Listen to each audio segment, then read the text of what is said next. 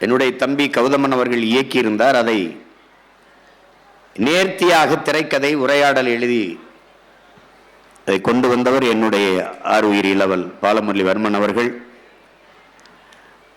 நானும் என் தலைவரும் பேசிக்கொண்டிருந்த நேரத்தில் ஐயா வீரப்பனாரை பற்றி ஒரு விவாதம் வந்தது.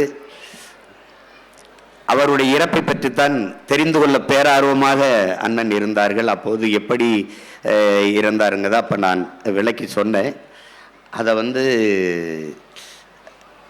அந்த நாட்டில் அந்த இனக்கூட்டத்தில் ஒரு வீரன், அவரையும் பறிகொடுத்து விட்டீர்களே என்று ஒரு தவிப்பு அவருக்கு இருந்தது.